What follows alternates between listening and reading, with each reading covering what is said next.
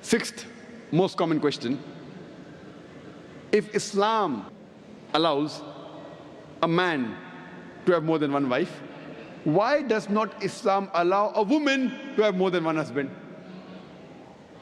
As far as marrying women is concerned, the categories of women a man can marry is clearly specified in Surah Nisa, chapter 4, verse number 22 to 24. And it's mentioned in Surah Nisa, chapter 4, verse 24, that you cannot marry a woman who's already married. That means in Islam, a woman cannot have more than one husband. Before I give you the real reason, imagine there's already a scarcity of women finding husband. If a woman has more than one husband, this scarcity will increase. It will multiply the problem. Let's analyze what are the logical reasons that Islam prohibits a woman to have more than one husband. When a man has more than one wife, and if any child is born out of that wedlock, you can easily identify who is the father as well as who is the mother. But if a woman has more than one husband, and if a child is born, you can identify the mother, but you will not be able to identify the father.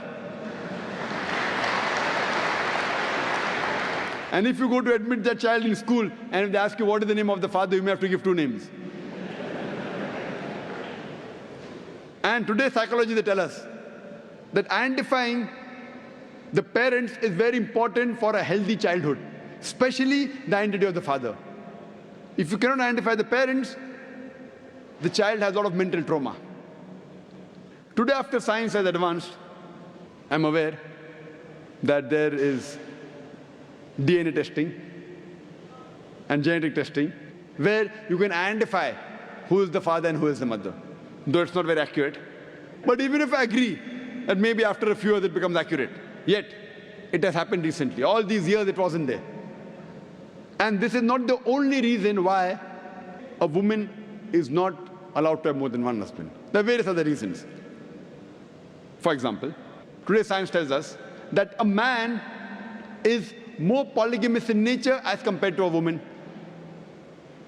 Today science tells us that because of the various behavioral and psychological changes that take place in a woman during menstrual cycle, she cannot do the role of multiple wives simultaneously. Whereas a man, he can do the role of multiple husbands simultaneously.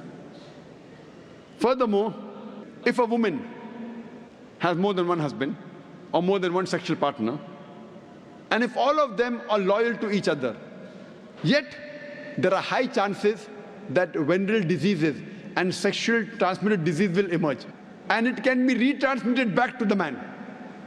Whereas if a man, today medical science tells us that if a man has more than one sexual partner, has more than one wife, and if all of them are loyal to one another, there are hardly any chances of venereal diseases or sexually transmitted diseases emerging in them.